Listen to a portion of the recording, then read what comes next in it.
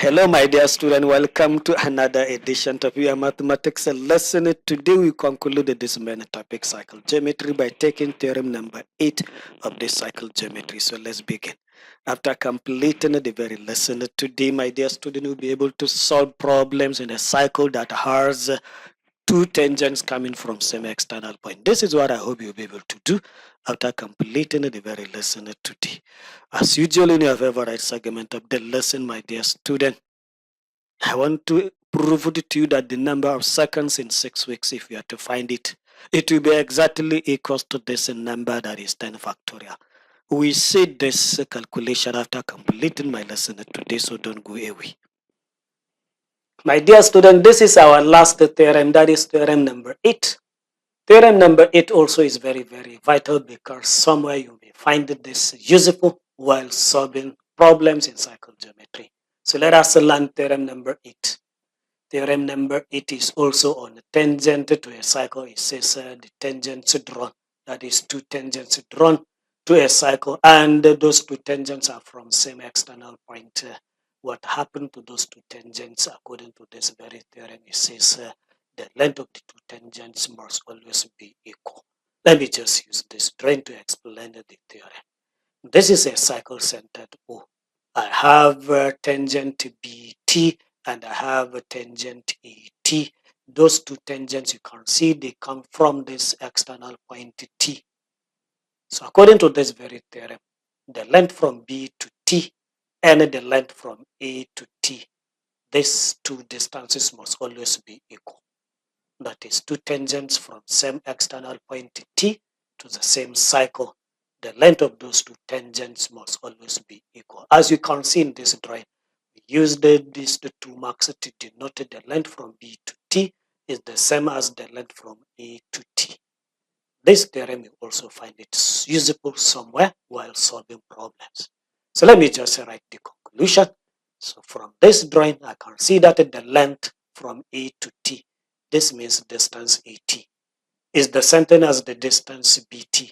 And whenever you make this assumption, what you write as your reason, it is tangent from same external point. So let's just move and take examples where we can make use of this very theorem in order to solve some problems. So let us move. Example number 1, it says PT, this line PT and the line QT are both tangents to a cycle. Look at the line PT and look at the line QT. So they are both tangents to this very cycle that you can see here. And that the same line PT is parallel to the line QR. This is the line QR. You can see the arrowhead indicating these two lines PT and QR, or rather RQ, are parallel. So what we asked to find is the size of the angle PQR. PQR, this very angle. It is this angle that we needed to find. Solution to this very problem, what you do first is to mark the angle asked to find, that is the angle PQR. PQR, this angle. Just mark it like this. So you can now concentrate in the drawing alone. So it's this angle that we needed to find. So you now check what you have here in the question as information and use them to find this angle finally. So the theorem that we have just learned says two tangents from external point. You can see it here as T. The tangent PT and the tangent QT are both tangents from this same point, external T, and they are tangent to the same cycle. So this theorem tells us the length of T to P, T to Q must be equal. So there I can now write the distance PT equals to the distance QT. And the reason is they are tangents from same external point. So that makes me to confirm that this triangle is an isosceles triangle. If it is an isosceles triangle, which means this angle and this will now be base angles and they will always be equal. So if I can find this angle TPQ, look at it. If I can find this angle, I think I'll be done because this angle and the marked angle are alternate to each other. Let me just move and find this. This angle is a base angle to this isosceles triangle, and it will be exactly equals to this very angle. Look at it. Look at it. So the addition of the three angles gives 180. So to get one of the base angle, what you simply do, subtract the third angle, which is 66 from 180. The result divided by 2 will give you one of the base angle. And the reason is here, it is one of the base angle of isosceles triangle. So subtracting 66 from 180 and dividing the result by 2, if done correctly, you now have 57 degrees. So this angle is 57. And this 57, like I've said, is exactly equals to the marked angle because simply the two angles are alternated to each other. Remember your SS1 line geometry. The line PT and the line RQ are parallel, and this line PQ now serves as a transversal to them. So this and this will now be alternate. So the marked angle PQR will now take the size of 57, and the reason it is alternate angles. So that answered this very question. Let me just move and take one more example. Example number 2, it says in the diagram, line RS, and the line RT, both are tangents to the cycle, and that cycle has center at O. This angle TRS is 48 degrees as marked also into drawing. So the question asked is to find the marked angle X, this size of this angle, letter X. Solution to this very problem.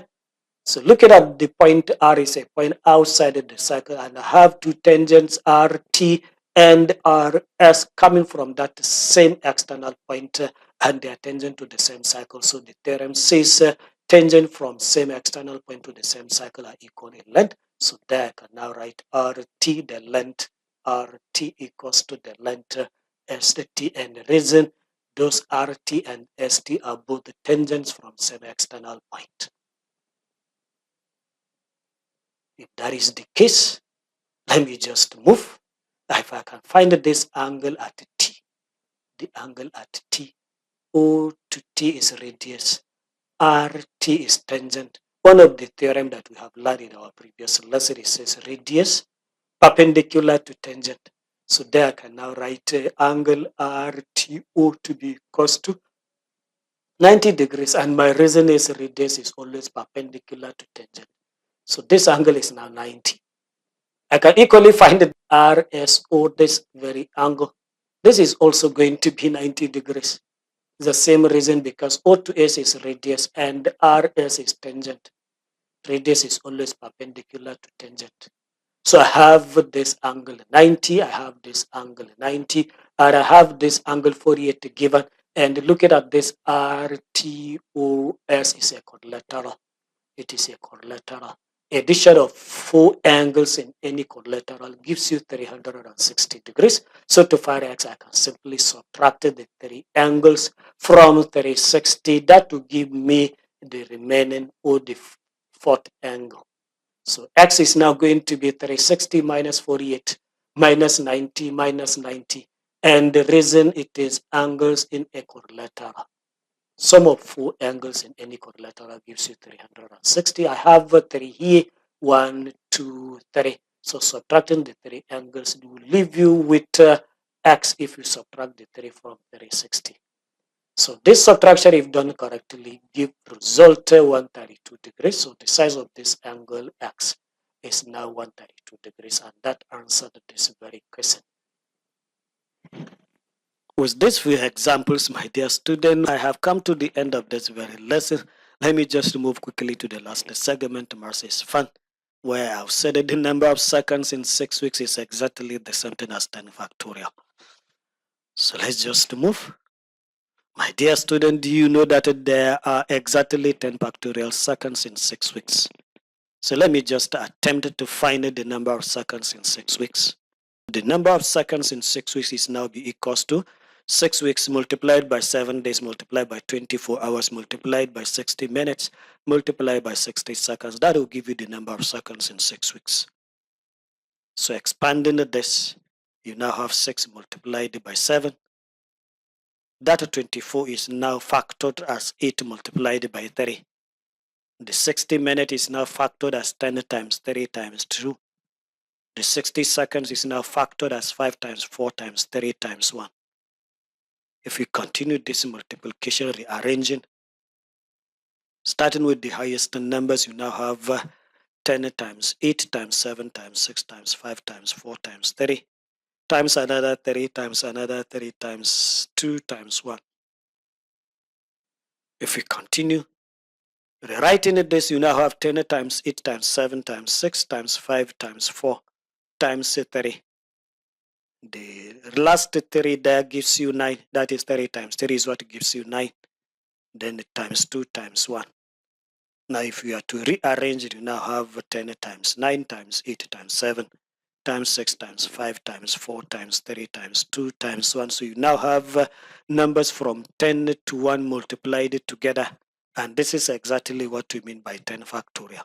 So the number of seconds in 6 weeks, you can see now, is exactly equals to 10 factorial. We see more of these interesting things in mathematics in our subsequent lessons.